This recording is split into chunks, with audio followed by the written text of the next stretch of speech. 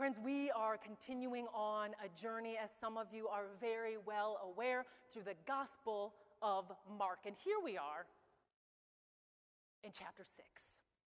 There's some good stuff in here. And again, Mark keeps the action going.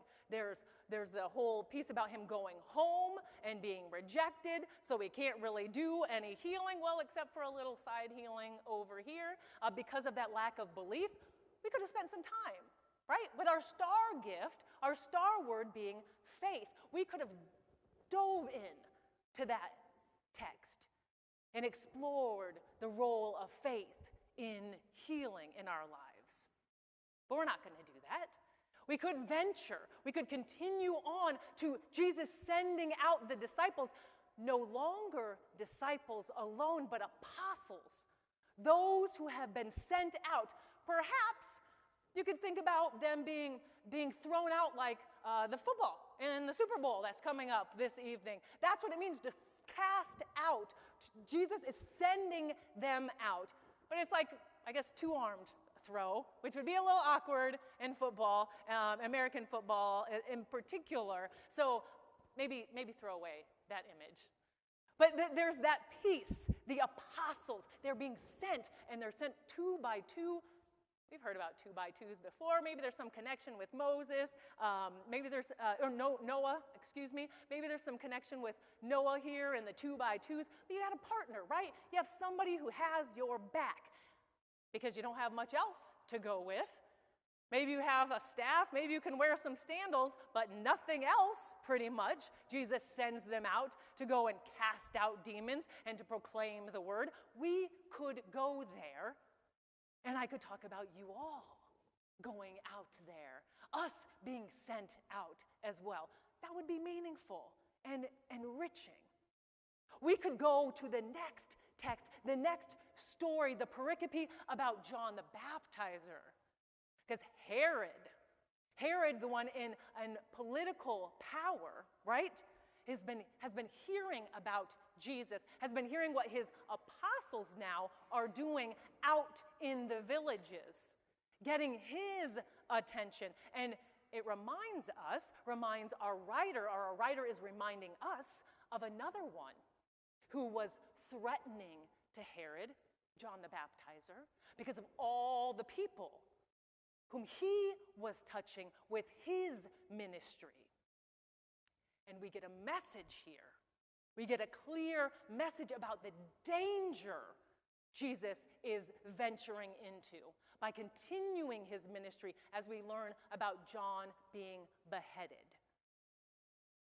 And we get some connections to our Hebrew texts about Jezebel in particular. We got the Herodias is the one who really wants John's head. It's not really Herod. He likes listening to John even though he's a little confused by what John says. We could stick there. We could even explore that amazing story toward the end of the chapter about Jesus walking on water. He's already calmed a storm earlier in the gospel for us, for the disciples, but now he's actually walking on water. What could that be about? That would really go well with Epiphany, right? Showing how Jesus' divinity, how he is connected with God. And maybe even exploring the disciples having their hearts hardened and not understanding what is going on here, not believing, but resisting having faith. Kind of reminds us where we began the chapter. Or we could even just go hang out and see Jesus is doing all this healing, continues doing all the healing. People keep coming to him, and people just are healed by touching his cloak. Reminded of the woman we discussed last week, who had been bleeding for 12 years. And her bleeding stopped because she touched Jesus' cloak. We could go into any of these areas, but I want to go right into the middle, in the bread basket. I want to go to the wilderness. So after Jesus' disciples, having been apostles, still needing to be disciples because they clearly have not fully learned their lessons. They are continuing on as students. That's what it means to be a disciple. They get back from their journey, hard journey. Who knows how long of a journey they had? Who knows how long of a rest Jesus got while they were out doing all of this work? And we don't know. He was just chilling in Capernaum, maybe? I don't know. Finding out about John the Baptist being beheaded, thinking about how dangerous his ministry was. Maybe he needed some downtime. But the disciples, the apostles, come back to him. And he says, hey, y'all need a rest. It has been tough, and there's a big crowd around them because they had come back. Let's go. Let's go somewhere deserted. Let's go to a wilderness area and just talk and just connect and just be fed. But the people, the everyday, regular people, think, who might this be? Who might it be who are following Jesus and seeking out his guidance? Well, this was an advanced agrarian society in which Jesus lived. So they had a small number of people who were the ruling class. Herod, those people who were gathering for this party where there was the dancing and the beheading and all the celebration and all the food, 1% to 2% of those folks. And then their helpers, their retainers, the people who helped to distribute the food that they were taking from most of the population, the peasant farmers, 5 to 7%. But those peasant farmers, that's the bulk. That's the bulk of the population at this time. 70 to 80% of people who may even own the land, but they don't have control of what happens to that land or what is produced on that land. There are laws that have been put in place, and those laws are backed up by force, by a military that makes sure you follow it. So they try to take what they can to feed themselves and their families, and then so much else has to go out. Whether it's going to the local authorities, whether it's going to the temple, whether it's going to Rome, somebody else is getting most of what they are growing. And then you have those who are dejected, those who are despised, who all they have is the power of their body. They can only use their bodies. And that work is not respectful. They're maybe 5% of the population. And then there are those who are artisans, who can work with their hands, who are viewed very differently than we view artists now, because they had to work with their hands. The narrative was that they were worth so much less than the aristocracy, than the ruling class. They didn't have the right kind of skills. They had to use their hands to work. We learn Jesus was one of these folks, at least in our text, according to our text for this chapter. And then you have, those are about 5%. Then you have the expendables. Maybe you had one too many babies, and you couldn't feed another mouth. They were cast to the side. They had to try to fend for themselves. They were day laborers. Sometimes they joined gangs. Sometimes they became criminals. That's another 5 to 15% of the population. This is the crowd. Keep in mind, in particular, that 70 to 80%, because this is what blows my mind. So the 70 to 80% of the people who are producing the food, but yet having very little to fill their own stomachs and to care for their own families. These are the ones who are seeking Jesus out, and they see where Jesus and his associates are going, and they get there before them, and Jesus has compassion on them. We have some shepherd imagery here, right? That's ancient imagery. That's God is our shepherd. David was a shepherd, one who provides for the people, one who protects the flock. And Jesus teaches them. So in a way, the apostles, the disciples, get a little bit of a break. And they're maybe even shifted more back into disciple mode. You got more to learn. But Jesus teaches and teaches and teaches. Maybe they felt a little bit like the children do, like, okay, Jesus, we've had enough. Let us go to CLT. Let us go back home. I don't know. Just throwing some thoughts out there. But they get hungry. It's getting late. And the disciples are wise enough to understand this. Jesus, we got to send them away. They're going to need something to eat. And what does Jesus do? They've just had these long, hard missionary journeys, have just come back, haven't been able to eat themselves, and Jesus says, you give them something to eat. How are we supposed to do that? Take a half of a year's wages to go buy food somewhere? We're in a deserted place. It would have been hard enough for them. 12 people trying to carry that much food somewhere. They didn't have those kinds of funds. Who did Jesus think he was talking to? What do you got? What do we have to work with? 5 loaves and 2 fish.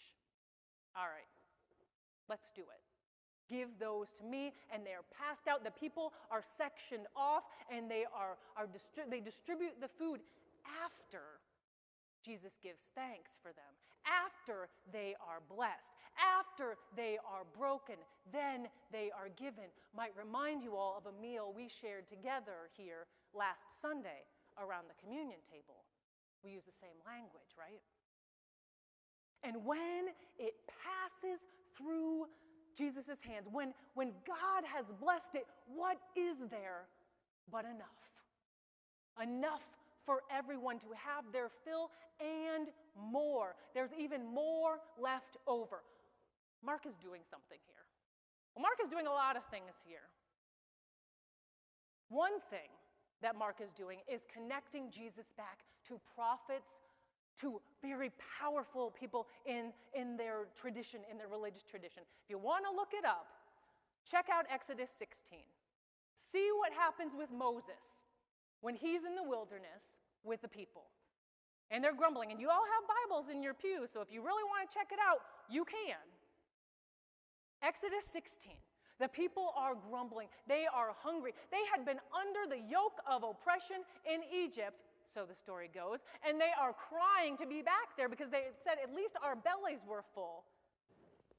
People can start thinking some pretty peculiar things when they get hungry. Where is our God now? And what happens? But God begins to rain manna down each day, except for the Sabbath, and quail even. They need to have a little bit of meat, get a little bit of protein in their diets. That comes too. God provides for them. Mark is clearly telling us here that Jesus is connected to Moses, that Jesus is doing the same work, that God is working through Jesus at least as he did through Moses, feeding the people, shepherding the people, providing for them. And he's linking us to Elisha.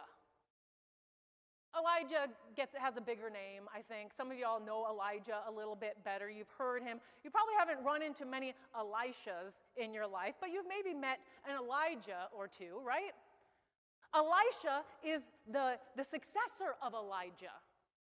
And Elisha, in 2 Kings, in the 4th chapter, I think 42 to 44, he feeds, okay, this is going to seem really small. Because, we got the 5,000 families here in Mark. Elisha takes, it's like a bounty. 20 loaves of barley bread, and feeds 100 men with that, 100 people. And people are astounded. And there is some left over. There are connections that are being made for folks. If you're wondering who Jesus is, well, Herod was wondering who Jesus was, right? The people were asking who Jesus was. Herod said it must be John the Baptizer. Some people said maybe it's Elijah. We get here another Moses. We get here someone even beyond Elisha who had a double blessing from Elijah after he took over. Something is happening here, right? We have been throughout this gospel. What have we seen Jesus doing? We have seen Jesus healing. We have witnessed him exorcising, not exercising, but casting out demons, liberating folks from entities that were possessing them, right? We have seen him, we have experienced him teaching. And now, friends, we get him feeding the people. We are on this exploration through the Gospel of Mark and the Synoptic Gospels, Matthew and Luke as well, to come because we want to follow Jesus. It's the first thing Kim said, that we are a community that we are following Jesus, doing justice, building community. What does it look like? What does it mean to follow Jesus? Well, here, we get, I think very clearly, evidence that to follow Jesus means we are to feed the people. We are to feed people who are hungry, who are in need of food. And I couldn't help but to think of the fortuitous timing of this text, given the conversation some of us had last Sunday after worship, as we are engaging in our Finding Focus project, and what people checked on their survey to say, what justice area are we most interested in, are we most passionate about as a congregation? And number one was food insecurity and hunger. Number two was very connected, poverty. And we also had to ask or respond to our gifts. What can we use our gifts for? What area of justice, of service, can our gifts be best utilized in? Number one, anybody have a guess? Food insecurity, hunger. That's what you all put down as the number one piece. I'm not saying that's the way we're going to go. I'm just saying that the Spirit moves in interesting ways, okay? But what are we going to do? How are we going to feed the people? I've looked at the numbers. Some of you maybe have looked at the numbers. I've looked at how many people in this nation, what percentage of people in this nation are hungry. What about even in Indiana?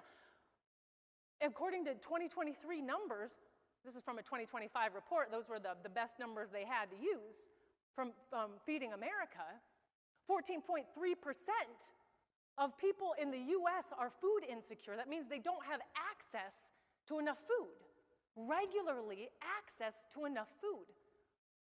But you think, Indiana is a place known for agriculture, right? For food production? I'm from Iowa, so I don't know about Indiana where you all are, but I know in Iowa we're about food production. Indiana is that as well, yeah? And I did look it up to make sure I was right. But thank you for the nods of affirmation. You would think we're better at feeding our people than the rest of the nation, but the percentage is higher. 15.1% are food insecure in Indiana. That's over 1 million people in the state are food insecure. And even right here in our area, in Monroe County and the surrounding areas, Hoosier Hills Food Bank reports that the number is even higher at 15.7%. That's almost 40,000 people who are food insecure. There is clearly a need. There are people, thousands of people in our vicinity who need food. And we are called to use what we have to provide for that food as we seek to follow Jesus. If we're not about following Jesus, we don't have to worry about that area, okay? We can forget about it, no problem. But those are the first two words in our renewed mission statement, following Jesus. So we're kind of stuck here. We're kind of invited to think about how can we use our gifts of music, our gifts of organizing events, our gifts of administration, our gifts of connecting with wider organizations, outside groups. These are some of the things you all checked down as your gifts on that survey I mentioned earlier. How can we use those gifts to do this work, to engage in this ministry? That is a question we will continue asking as we find our focus. But I wanted to offer you 4 opportunities. 4 that are right here before you. And I invite you to consider what gifts you might have to share to feed God's people, to feed those who are hungering. And one of them is coming up next month. We are going to have a special offering on March 15th for Area 10 Agency on Aging's mobile food pantry. Their food pantry is housed in this building, as some of you are very well aware. Ted was checking the fridges to make sure that they were cold enough, I think, just this morning, to be able to contribute to the work that they're doing, to feed people who are elderly, to feed people with disabilities who aren't able to get out to other food pantries to get food. To give to that, because they are impacted at a higher proportion than the rest of the population. They're amongst those who are disproportionately impacted by food insecurity. That's one option. Number 2, some of you have seen this. You saw in your bulletin insert today. Those of you who read your email announcements, I know you are few, but I know you're out there. You have read about this endeavor that we're engaging in with the Mother Hubbard's Cupboard, the Hub. We have a matching grant that you all voted on from our endowment. $10,000 is going to come from the endowment, and we need to raise. We're inviting people from the community and ourselves to give $10,000 to match that so we can give the Hub $20,000 to do the tremendous work that they do as they are experiencing even greater need in our community. That was number 2. Number 3 is we take up items for pathways every month. We especially encourage you to bring that on the first Sunday of the month. And Keith delivered at least a table full of food that was out there last month. And I see a bag out there, last week. I see a bag that's out there. So somebody brought some extra food. And I see some mac and cheese up here too. I'm guessing that's what that's for. Thank you for that. And we're expanding that. We're delving into a new arena with Pathways, because they want to provide their families with some fresh produce. So very soon, you will be hearing about how you can contribute to giving milk money for Pathways, providing all the milk that Pathways needs for their families. We're committed for 6 months at the least. And for those 6 months, it's going to cost maybe just over $1,000, $1,200 maybe, if my memory serves. You will be invited to contribute to that milk money fund. And I know all of those are you giving money, and you're like, Jessica, my funds are also limited. Are there other ways that I can contribute? Yes, indeed. As many of you know, SNAP was cut significantly when H.R. 1 was passed last year. And by cut significantly, I mean 20% of what had been spent on SNAP. What did they spend? $100 billion a year is what goes towards SNAP. $200 billion, up to $200 billion being cut over 10 years. That's 20% of a budget. Can you imagine cutting your budget by 20%? That's unbelievable, nonsensical. So there is an organization, the Food Research and Action Center, FRAC, the good kind of frack, the good kind of fracking over here. That throughout the month of February, I know we're engaged in our month of kindness, and hopefully you all have your calendars for that, but especially a dedicated week is being given to inviting people to say, why I love SNAP. And inviting people, and yourselves included, to reach out to Congress and tell them to refund SNAP. Refund SNAP. So the 40,000 people in the 6 counties right here, the 5 and Monroe County, those people can eat. They can have access to those food pieces. Because of those almost 1 million, over 1 million people in Indiana that are food insecure, 44% of them, at least in 2023, qualified for SNAP. We need that big funding. And that's not the money that's then coming out of your pockets. It's already come out of your pockets through your taxes, right? So contact Congress. I'm going to send out an email this week to link you to that toolkit. If any of you are on social media, they have social media posts. You can copy and paste them, and you can speak from your heart, from your own experience, why you love SNAP, and invite people to put pressure on Congress. And some of you might make phone calls. Some of you might be able to send an email. If that's what you can do, great. But they respond more. As a couple of us learned a few weeks ago, they respond better to letters because you have to hold those in your hands and you have to read them. Whereas emails, you can click right through. Phone messages, those get tallied. But the letters leave an impact. Friends, we are called to follow Jesus. That involves offering healing. That involves liberation. That involves building community. And clearly, it involves feeding those who are hungry, ensuring that each and all have enough to eat. What gifts do you have, friends, to respond to that call? How are you being invited as an individual? How are we being invited as a congregation